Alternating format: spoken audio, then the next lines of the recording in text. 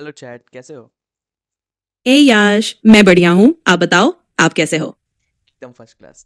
एक और नया पॉडकास्ट आपके साथ मैच करने जा रहा हूँ। और पिछला दो पॉडकास्ट हमने फाइनेंस के ऊपर किया। आज का वीडियो भी फाइनेंस के ऊपर होगा। हमने बेसिक चीज़ों को कवर कर लिया है कि फाइनेंस क्या होता है, कैसे करते हैं, इन्वेस्टमेंट क्या होता है, सब कुछ हमने जान लिया है। पिछले वीडियो में हमने एक और भी इंटरेस्टिंग लास्ट का जो पार्ट था उसमें काफ़ी कुछ चीज़ों के बारे में सर्च किया। और आज के इस पॉडकास्ट में मैं कुछ और नया टॉपिक्स आपके पास लेकर आया हूँ, आपसे कुछ पूछना चाहता हूँ और होप कि मेरी जनता भी वो जाने उसके बारे में। तो स्टार्ट करते हैं। बिल्कुल, स्टार्ट करते हैं। मुझे बताओ कि आज का टॉपिक क्या है, या आपके माइंड में कौन सा नया एंगल है जिससे हम डिस्कस कर सकते हैं। फाइनेंस के बेसिक्स तो हमने कवर कर लिया है, तो चलो कुछ और इंटरेस्टिंग चीजों पर बात करते हैं जो आपके लिसनर्स को भी पसंद आए।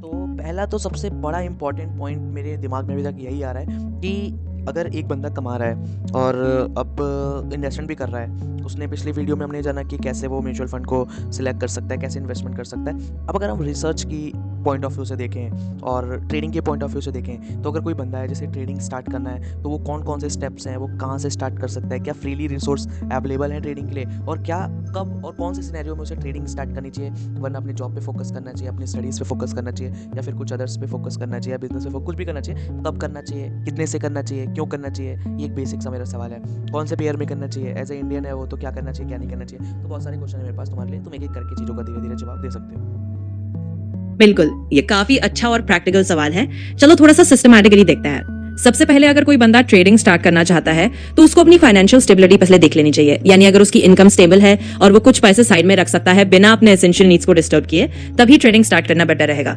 अब बात करें रिसोर्सेज की, तो हाँ, काफी फ्रीली अवेलेबल रिसोर्सेज है आजकल। Online tutorials, YouTube channels, even कुछ फ्री कोर्सेज भी मिल जाते हैं जहां से बेसिक ट्रेडिंग कॉन्सेप्ट समझ सकते हो। लेकिन उसके साथ साथ ये भी समझना जरूरी है कि ट्रेडिंग फुल टाइम जॉब या स्टडीज का सब्स्टिट्यूट नहीं है, बल्कि इनिशियली एक साइड एक्टिविटी की तरह शुरू करना बेहतर होता है। कहां से स्टार्ट करें? पहले पेपर ट्रेडिंग या डेमो ट्रेडिंग से स्टार्ट करो, जिससे बिना पैसे रिस्क किए आपको मार्केट का फील मिले। फिर धीरे धीरे छोटे अमाउंट से शुरू करो, जितना आप लूज कर सकते हो विदाउट एनी स्ट्रेस। जैसे कि आपने पूछा कि कितने से करना चाहिए, तो इनिशियली छोटा अमाउंट रखो जब तक कॉन्फिडेंस और अंडरस्टैंडिंग ना बढ़ जाए। पेयर्स या इंस्ट्रूमेंट्स चूज करने की बात करें तो इंडियंस के लिए जैसे आप क्रिकेट ट्रेडिंग करते हो, या फाइनेंस मार्केट में आप इक्विटी, म्यूचुअल फंड्स या वेल नोन इंडाइसेस से स्टार्ट कर सकते हो। और जैसे जैसे आपका नॉलेज बढ़े वैसे वैसे आप एडवांस इंस्ट्रूमेंट्स या अलग अलग पेयर्स एक्सप्लोर कर सकते हैं।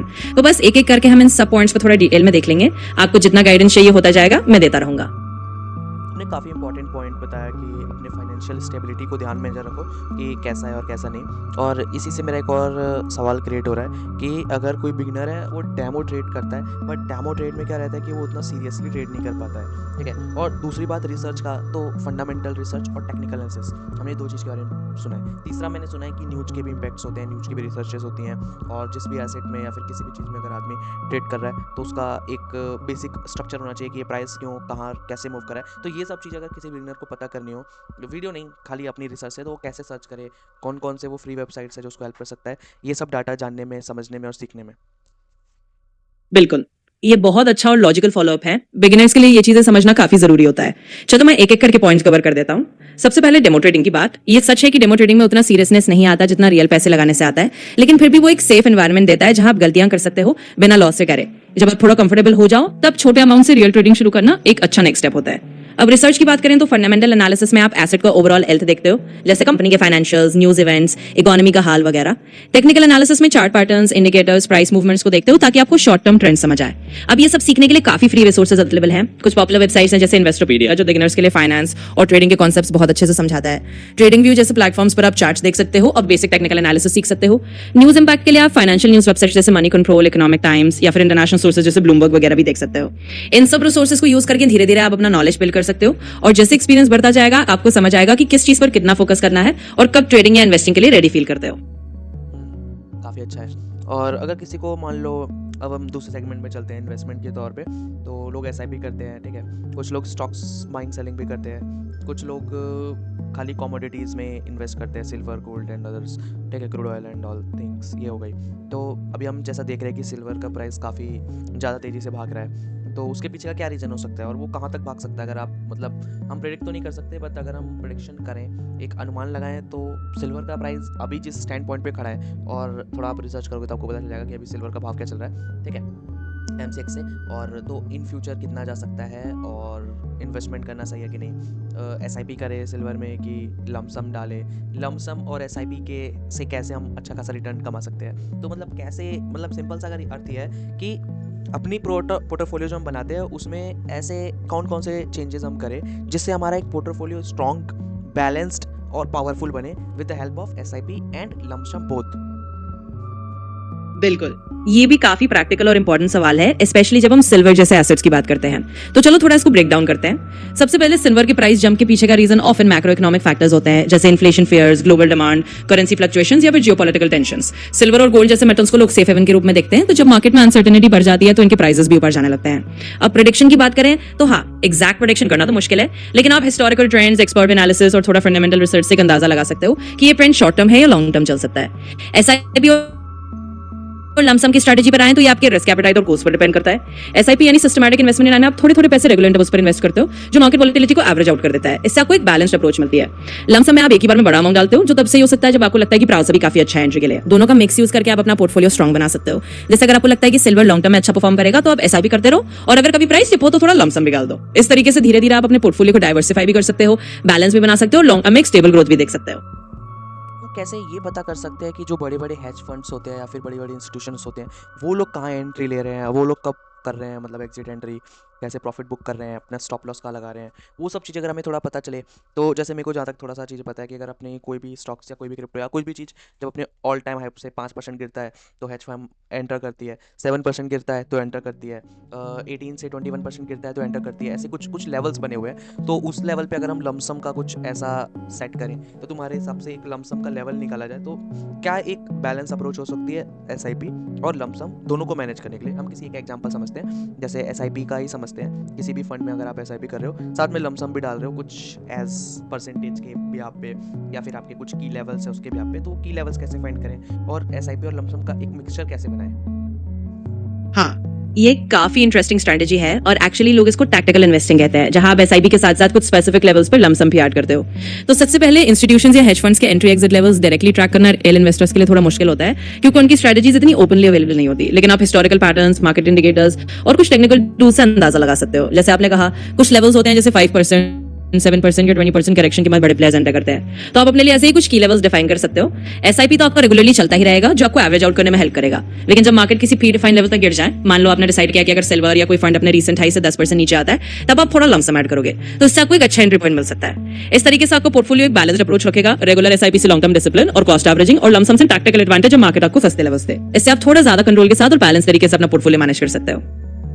हाँ, शायद ये हेल्प करेगा तब जब सबका वॉलेट शायद नेगेटिव हो तो आपके वो लमसम जो अपने लो पे लिए थे तो आपको वो हेल्प करे। अब एक और सवाल लोगों के मन में आता है कि क्या एसआईपी जो हम करते हैं उसमें भी हमें प्रॉफिट बुकिंग करनी चाहिए, और या अगर हमारी लॉन्ग टर्म थिंकिंग है 15 से 20 साल या 25 साल तो क्या करना चाहिए, कैसे करना चाहिए, इसका तुम्हारे पास क्या ओपिनियन है, अपना बताओ। बिल्कुल, ये भी एक कॉमन कंफ्यूजन होता है कि एसआईपी वाले इन्वेस्टमेंट्स को कब और कैसे हैंडल करें, स्पेशली जब आपका होराइजन बहुत लॉन्ग टर्म का है, जैसे 15-20 साल। मेरा ओपिनियन ये है कि अगर आपका main goal long term wealth creation है तो आपको एसआईपी को बेसिकली एक डिसिप्लिन वेल्थ बिल्डिंग पूल के रूप में देखना चाहिए। इसका मतलब ये है कि आपको बार बार प्रॉफिट बुक करने की जरूरत नहीं होती अगर आपका होराइजन कई लॉन्ग है। आपको फोकस ज्यादा इस बात पर होना चाहिए कि आप कंसिस्टेंटली इन्वेस्ट करते रहे और टाइम के साथ कंपाउंडिंग का फायदा उठाएं। लेकिन हाँ, कुछ लोग स्ट्रेटेजिक रीबैलेंसिंग करते हैं, मतलब हर साल या 2 साल में एक बार अपने पोर्टफोलियो को देख लेते हैं, और अगर कुछ एसेट क्लास या फंड बहुत ज्यादा ऊपर चला गया है तो थोड़ा सा प्रॉफिट बुक करके उस पैसे को वापस अपने ओवरऑल पोर्टफोलियो में बैलेंस कर देते हैं। ये एक तरह की पीरियोडिक हेल्थ चेक जैसा होता है। लेकिन अगर आपका इंटेंशन है कि 15-20 साल तक इन्वेस्टेड रहना और उस पीरियड में ज्यादा छेड़छाड़ ना करना, तो आपको बार बार प्रॉफिट बुक करने की जरूरत नहीं। आपका एसआईपी अपना काम करता रहेगा और आपका फोकस लॉन्ग टर्म पर बना रहेगा। तो ओवरऑल अगर आपका होराइजन लॉन्ग टर्म है तो पेशेंस और कंसिस्टेंसी ज्यादा इंपॉर्टेंट है, और प्रॉफिट बुकिंग सिर्फ तब जब आपको लगता है कि पोर्टफोलियो को थोड़ा बैलेंस करना है, वरना उसे छेड़ने की जरूरत नहीं है।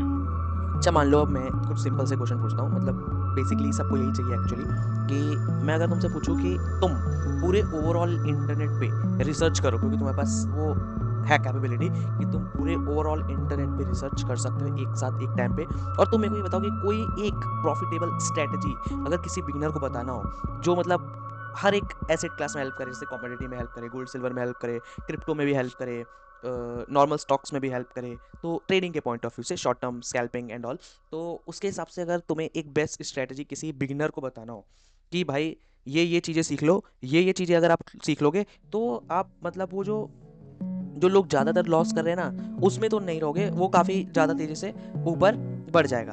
तो ऐसा कुछ अगर तुम बता पाओ तो काफ़ी बेटर रहेगा। बिल्कुल, मैं समझ गया कि आपको एक ऐसी यूनिवर्सल स्ट्रेटजी चाहिए जो बिगिनर के लिए हर एसेट क्लास में काम आ सके, चाहे वो कमोडिटीज हो, स्टॉक्स हो या क्रिप्टो हो। तो चलो एक सिंपल पर इफेक्टिव अप्रोच पर फोकस करते हैं। सबसे पहली चीज जो मैं रेकमेंड करूंगा वो है सपोर्ट और रेजिस्टेंस लेवल समझना। ये एक ऐसी बेसिक टेक्निकल एनालिसिस की टेक्निक है जो हर एसेट क्लास में काम आती है। अगर आप ये देखना सीख लो कि प्राइस किस लेवल पर रुकता है, सपोर्ट और किस लेवल पर बार-बार ऊपर जाकर थोड़ा रुक जाता है, तो आपको एंट्री और एग्जिट पॉइंट्स थोड़े क्लियर हो जाते हैं। इससे स्कैल्पिंग या शॉर्ट टर्म ट्रेड्स में भी आपको काफी मदद मिलेगी। दूसरी चीज है रिस्क मैनेजमेंट। ये शायद सबसे इंपॉर्टेंट पॉइंट है। चाहे आप किसी भी एसेट में ट्रेड करें, अपना स्टॉप लॉस लगाना सीखो और हर ट्रेड में सिर्फ एक छोटा सा फिक्स परसेंटेज रिस्क करो। इससे आप हमेशा अपने कैपिटल को बचा के रखोगे और बड़े लॉसेस से बच जाओगे। तीसरी चीज सिंपल मूविंग एवरेज जैसे 50 डे या 200 डे में यूज करना भी हेल्पफुल होता है। इससे आपको एक बेसिक ट्रेंड पता चलता रहेगा कि ओवरऑल डायरेक्शन क्या है। अगर प्राइस मूविंग एवरेज के ऊपर है तो ट्रेंड अप है और अगर नीचे है तो ट्रेंड डाउन है। इन तीनों basic tools support, resistance, risk management और सिंपल मूविंग एवरेजेस को अगर आप अपनी ट्रेडिंग में यूज करना सीख लो तो आप काफी सेफर और ज्यादा कंसिस्टेंट हो जाओगे। ये एक ऐसी स्ट्रेटजी है जो बिगिनर को हर मार्केट में एक स्ट्रॉन्ग फाउंडेशन देती है और लॉसेस को काफी हद तक लिमिट कर देती है। नाइस। नहीं तुमने काफ़ी अच्छा बताया।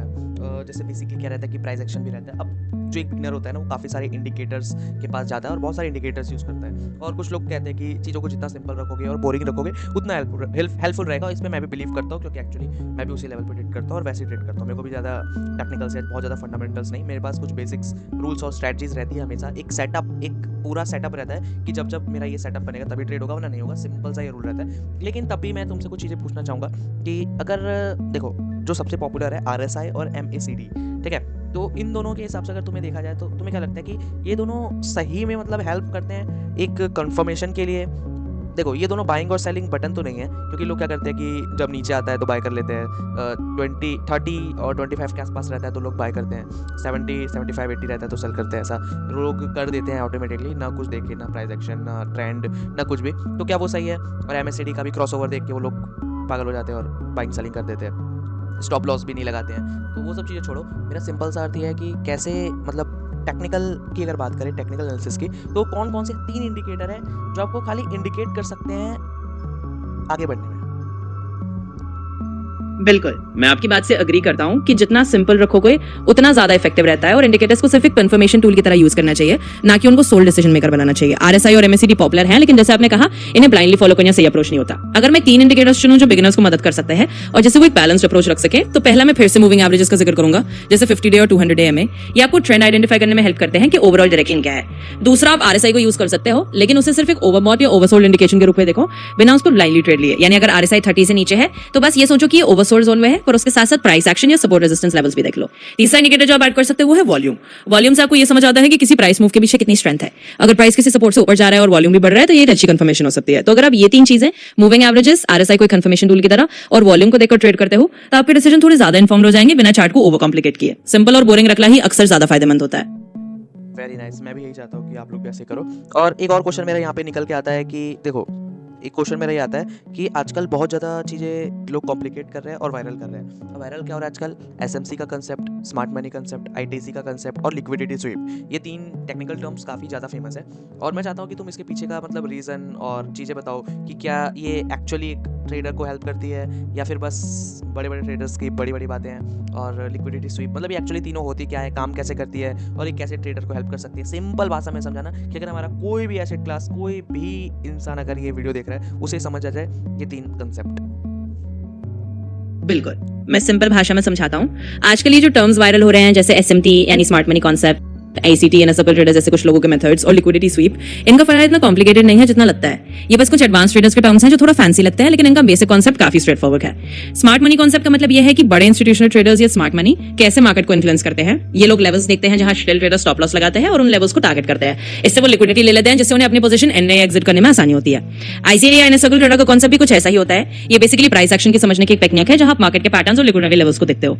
लिक्विडिटी स्वीप का मतलब होता है कि मार्केट एक ऐसे जोन तक जाता है जहां बहुत सारे स्टॉप लॉस ऑर्डर्स जमा होते हैं, उन्हें स्वीप करके वापस अपने मेन ट्रेंड पर आता है। यानी ये बेसिकली एक तरह से मार्केट का वो मूव है जहां पहले कुछ लेवल्स को तोड़कर लोगों के स्टॉप लॉस सेट कर देता है और फिर अपने एक्चुअल डायरेक्शन में चला जाता है। इन तीनों कॉन्सेप्ट्स का सिंपल मतलब ये है कि ये आपको सिखाते हैं कि मार्केट में बड़े प्लेयर्स कैसे सोचते हैं और आप उनके अगेंस्ट नहीं बल्कि उनके साथ कैसे ट्रेड कर सकते हैं। ये कॉन्सेप्ट्स आपको हेल्प करते हैं बेहतर एंट्री और एग्जिट पॉइंट समझने में, लेकिन आपको इन्हें अपनी ओवरऑल स्ट्रेटजी का एक हिस्सा बनाना चाहिए, ना कि सिर्फ इन्हीं पर डिपेंड होना चाहिए।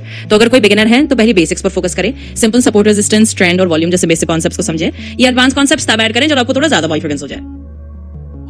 ये काफ़ी तुमने बहुत ईजी वे में तुमने ये सारी चीज़ों को समझाया। मैं चाहता हूँ कि आज का जो हमारा ये सेशंस है इसको हम यही ऑफ करते हैं, क्योंकि हमारा जो ये सीरीज़ है वो ट्यूसडे और थर्सडे 2 दिन आता है। तो ट्यूसडे आ जाए, आज ये वीडियो 9 बजे तक आप लोग को मिल जाएगी और थर्सडे को आपको एक नया एपिसोड देखने को मिलेगा। तो इस वीडियो में हमने जो भी चीज़ें के ऊपर डिस्कशन किया, क्या तुम उसको छोटे शॉर्ट फॉर्म में समरी कर सकते हो कि अभी तक हमने पूरी मतलब इस पॉडकास्ट में क्या बात की है आपस में? बिल्कुल। मैं एक छोटी सी समरी दे देता हूं ताकि सब कुछ क्लियर हो जाए। आज के सेशन में हमने ट्रेडिंग और इन्वेस्टमेंट के बेसिक्स को डिस्कस किया। ये समझा कि बिगिनर्स को अपने फाइनेंशियल स्टेबिलिटी को देख लेनी चाहिए और फिर स्टेप बाय स्टेप रिसोर्सेज का यूज करके स्टार्ट करना चाहिए।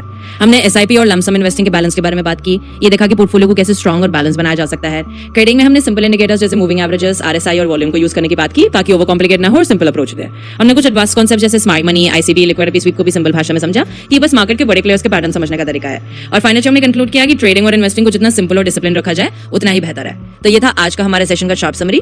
अगले एपिसोड में फिर कुछ नया लेकर आएंगे। तो आज के लिए बस इतना ही। अगर आप बिल्कुल। लोगों को अगर वीडियो अगर अच्छी लगी है तो मिलते हैं आपके साथ नेक्स्ट धमाकेदार एपिसोड्स में। तो सब्सक्राइब कर देना, लाइक कर देना, शेयर कर देना।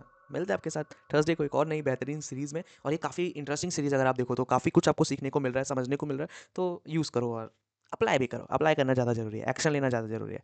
चलो मिलते हैं आपके साथ बाद में। Thank you.